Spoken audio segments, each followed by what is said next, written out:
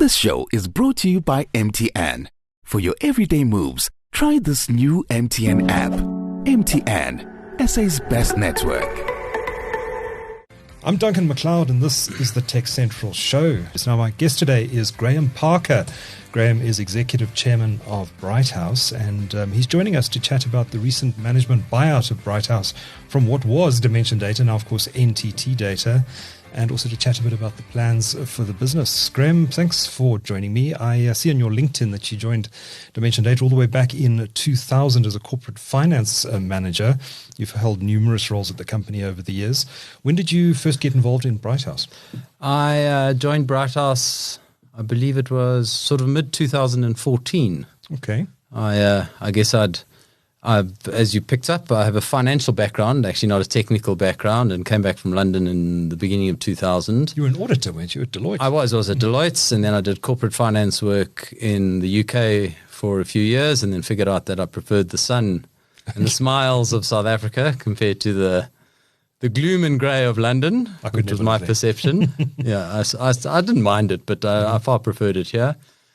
And I came back when Dimension Data were in a big growth phase, and I guess needed sort of corporate finance type expertise, and so I joined. Okay. I joined in that role, and then, as you said, performed various functions in the global Dimension Data business. Actually, sort of strategic acquisition type and commercial management type roles. Right. And then in 2014, Scott Gibson actually came to me and said, "Look, they're looking for someone to run their non-SAP businesses within Britehouse, so they did what they call digital, and I needed a change. And I thought it was a good opportunity to do something different on the ground, South African based, not global travel, get my hands dirty in an really on the ground, coal facing on the techies on the road type business." Sure. So just remind me, the Britehouse business was actually incubated inside Dimension Data, wasn't it? It had a number of external shareholders. I think Convergence Partners was one of them. Yes. Remgro, if I'm not mistaken. Yes, that's right. And then at some stage, I think around 2015, 2016, it was entirely bought out by Dimension Data, I think under the leadership at the time of Brett Dawson, if I remember correctly. That's right. So you were involved in that process. You were there at the time when that acquisition took place? I was certainly, I wasn't involved in the inception of Britehouse. Britehouse was started actually to house the software businesses of Dimension Data. Okay. As you know, Dimension Data has been, and I guess remains predominantly an infrastructure type IT systems integrator. And so the business created Britehouse to house their software assets and got an external shareholders, as you mentioned, to help fund it and grow. And then I can't remember the exact time, but eventually Dimension Data did buy it back wholesale in-house, in somewhere around there, 2017, somewhere around there. Okay. At which stage we became a division of the greater Dimension Data. Yes. In fact, there was a move, I think, around 2019, 2020 to create a one Dimension Data brand. And I think the decision was taken at the time to do away with the Internet Solutions brand. And I think the Britehouse brand was also kind of subsumed into the mothership. So did the Britehouse brand actually disappear then now and it's being reinvigorated as part of this management buyout? Yeah, that's a good question. There was one outlier to this because it was the only business left in Dimension Data with minority shareholding, and that was the Britehouse Mobility business. Okay. So that's really what the buyout is around, is that Britehouse Mobility business. And so Britehouse Mobility kept the Britehouse name. It's a focused software engineering business, and but the other parts of Britehouse that had been consumed within Dimension Data were then rebranded Dimension Data Application Solutions or something of that ilk. I can't remember the exact name, somewhere around there. Okay, so the business was kind of split in two at that stage? Yeah, even more probably. So the various elements of the old Britehouse business were put in different parts of Dimension Data. Okay. Britehouse, as I say, Mobility kept its identity and its management because it had minority shareholders. I see. Okay. And what was Britehouse Mobility's principal focus if it wasn't the SAP business? So it actually grew up around the SAP business, but the way I describe it is that it plays in the spaces around the big, hairy original equipment manufacturers or OEMs, specifically in the software space. SAP obviously being one of them, and as I guess people would know, SAP is very good at doing some things, but there are areas which SAP doesn't play in, and especially in the early days, the sort of end user consumption of SAP, the ability for consumers to use SAP as a system was limited, and so Britehouse built really good front end systems for integrating, for doing, I guess, tasks in the field that then integrate into SAP. So it became very good at building front end, hence the mobility name, historical name, and then integration into big SAP systems. And then over time, it created skill around some of the other big OEMs around integration and front end skills. So post the acquisition, post the MBO, is it simply going to be Britehouse, or is it still Britehouse Mobility? No. So the mobility name, I guess we had to keep to differentiate it from Britehouse, but it became irrelevant. Yeah. Probably for the last 10 years. I mean, it's a software engineering business. It's good in the mobility space, but it's certainly not a mobility business at all. Okay. And now to simplify our name and to, I guess, take the mobility bit out of it for why I've just described, we've decided to call ourselves Britehouse. Just Britehouse. Yeah. Okay. So tell me what you've bought here. How big is this business? What are its focus areas? Yeah. Where's it going? So it's about 100 odd engineers, very, very technical engineering driven business. It has, I guess, grown. I mean, it's obviously had to be careful as to where it's played historically, because it's had its lane within the Britehouse Group initially, right, and then Dimension Data, and we've had to respect that.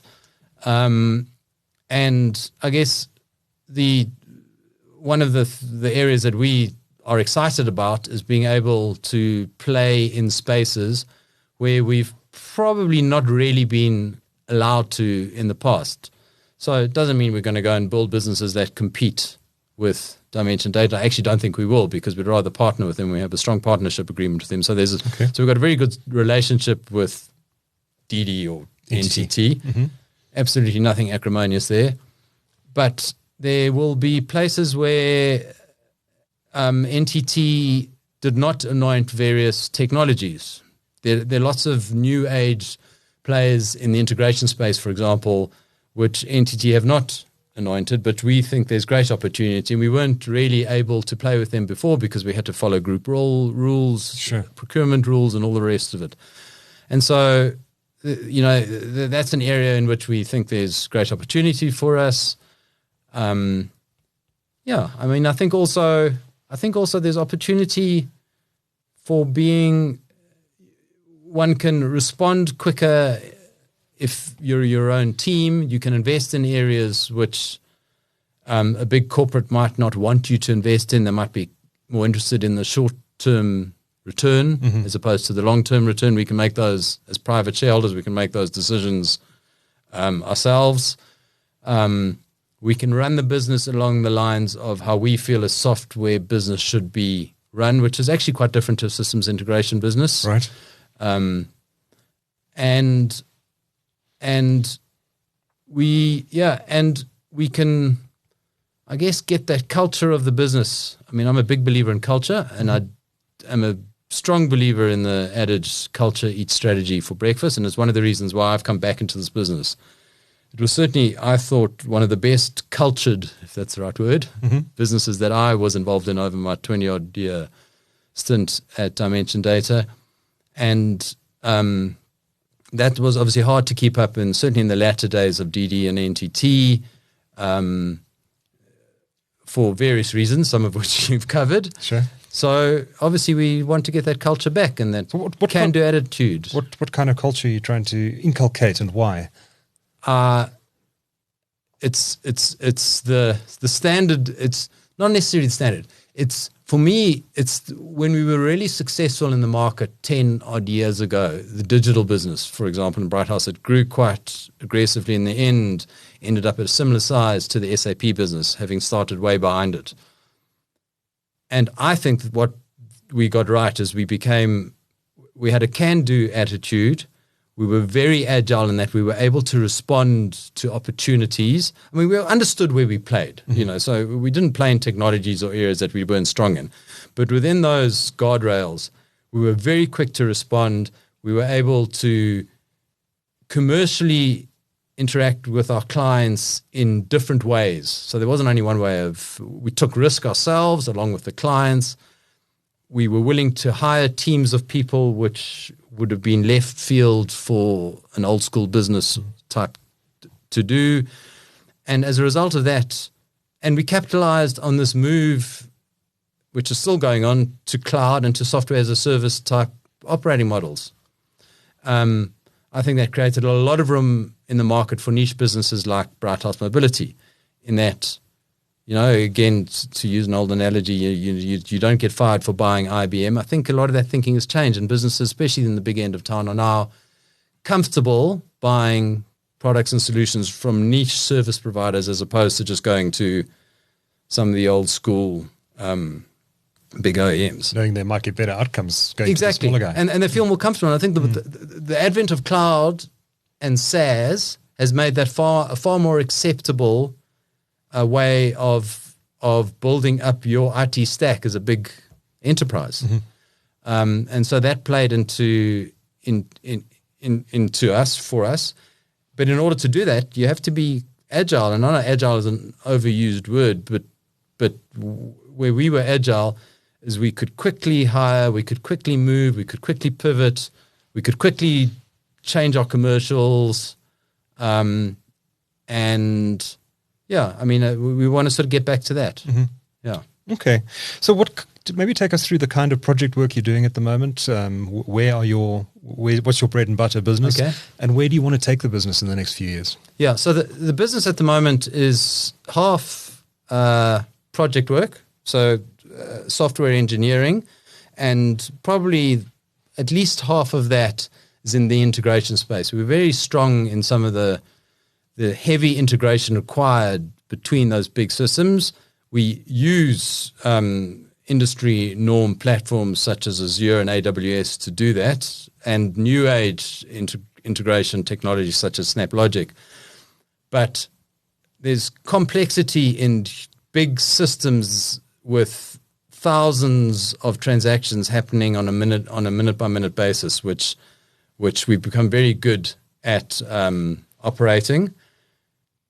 So that's probably half of our projects business, which I said is half of our business. The other bit of the projects business is building systems to help a lot of our, I guess, manufacturing type FMCG clients with their front-end logistics out in the field services, Salesforce automation, that kind of thing. So that's where we've grown up, and I guess a lot of that came off the back of the Britehouse SAP business grew up very strong in the manufacturing space. And so we piggybacked off that and built skills there. The other half of the business is IP, which have now been productized into products, which we have packaged, probably 80% packaged, because most of our clients are still, and hopefully remain so, the big enterprises. So we need to go to them with packaged solutions to help their salespeople, to help their field services, to help them manage their capital-intensive equipment that are quick to deploy, but have a 20% customization element on the edge. So we integrate properly into their systems. We customize within reason to how they want to use it in their own business flows. That is the other half of the business.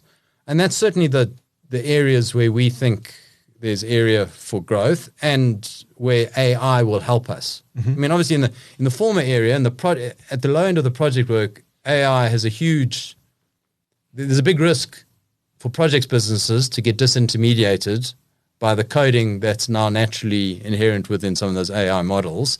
So one has to be very careful there.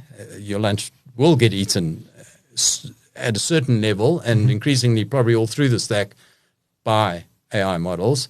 Whereas if you're building solutions that solve business problems, AI is a huge ally because one can build them quicker, they're more effective, they're more efficient, and you can get the solution to customer in a better way. And the solution isn't around AI only. It includes the endpoints, the IoT devices, integrating into workflows, all of that kind of stuff. So it requires solutioning, which requires people, but they can bring to bear that AI in a very useful way. Are you finding your clients are asking for a lot of AI to be integrated into the solutions you produce? No. I think I was asked this the other day.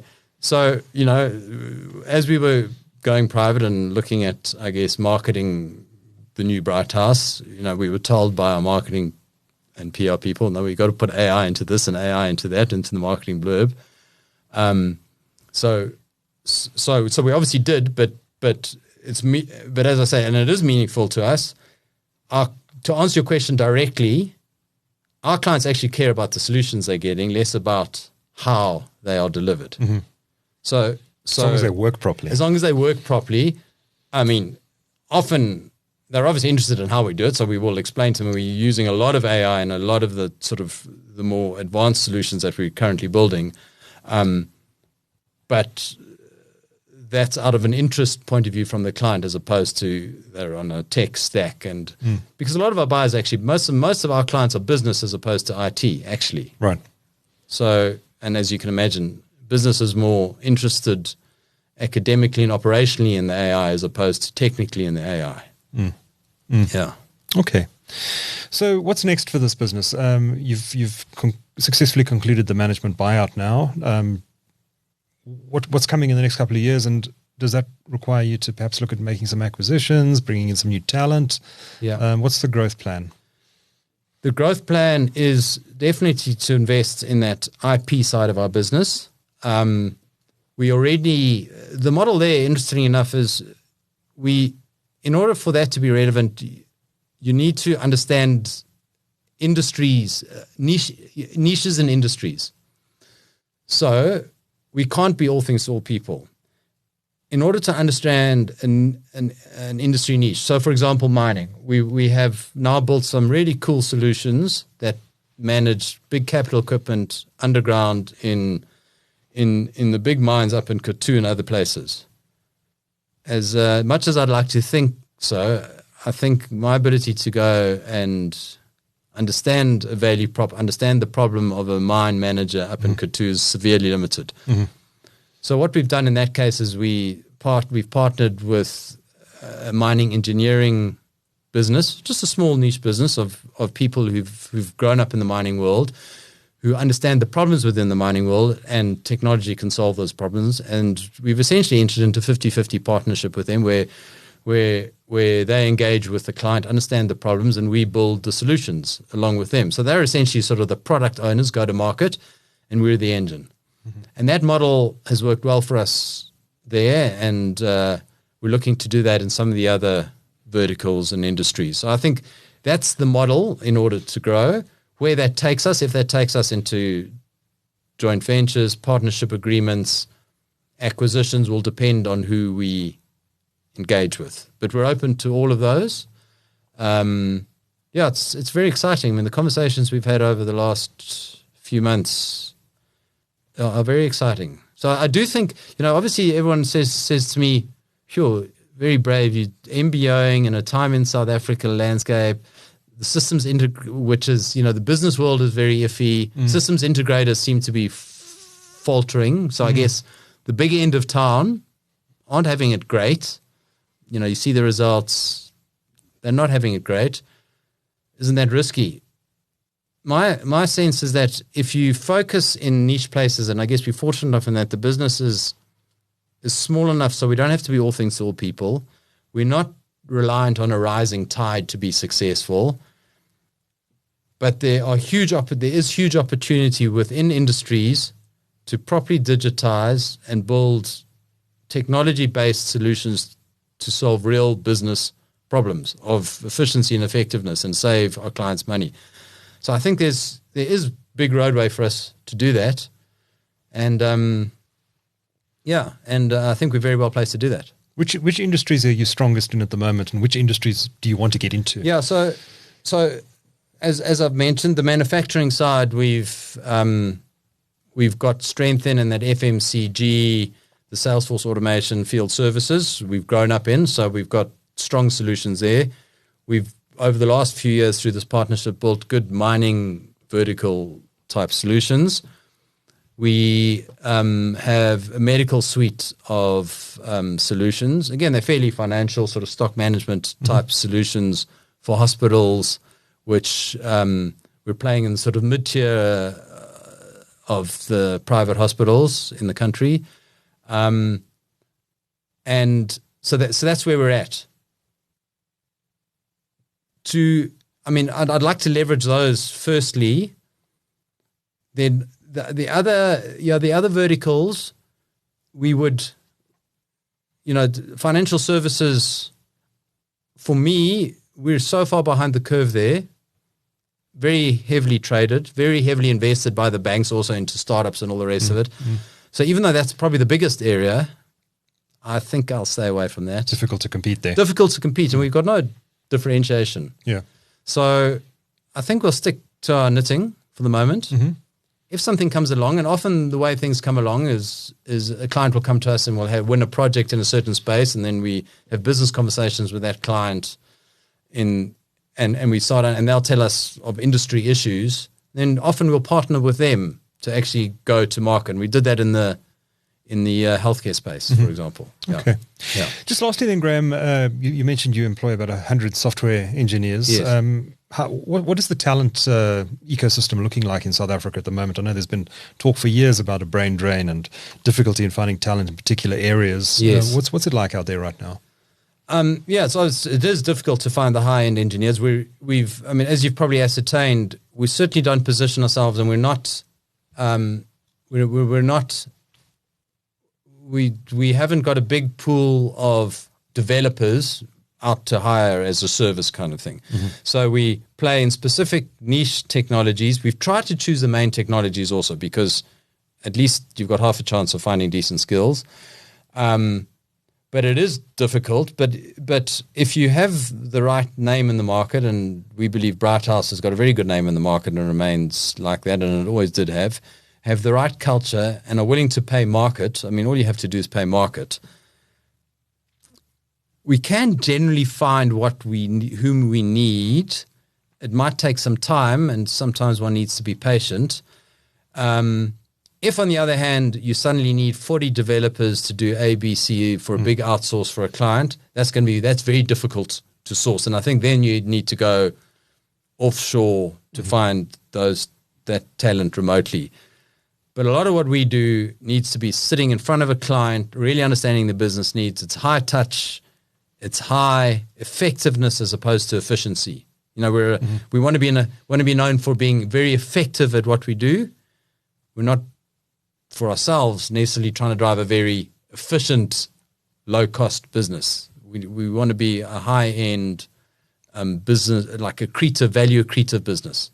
And create an environment in which developers want to work. Absolutely, yeah. And I suppose the nature of the work that you do gives them lots of opportunities to work on different projects and get experience in different areas. So the other thing that this business has done very well, and was certainly the leader in the Dimension Data world in this, was move to Lean Agile. And the reason why that is important, given the context of what you've just said, is that the way Lean Agile suggests you organize yourself is around products or solutions. So you have fully encompassed self-sustaining teams with product managers, high-end developers, lower-end entry-level developers, and support. And they support and build. They build, run, manage a suite of products or solutions. And what that means is that in the old days, you'd have a support desk, you'd have your entry-level engineers, and they'd all go, and then you get a new project, and then you'd build that project, and then they'd all disband. The way this works is that the high-end engineers are almost as responsible as the support engineers for making sure that what they've built works, because they've got to live. They actually got to live off the profits of that product, and so it creates a great culture. It's a far more commercial culture. So coming from a business background, it suits me.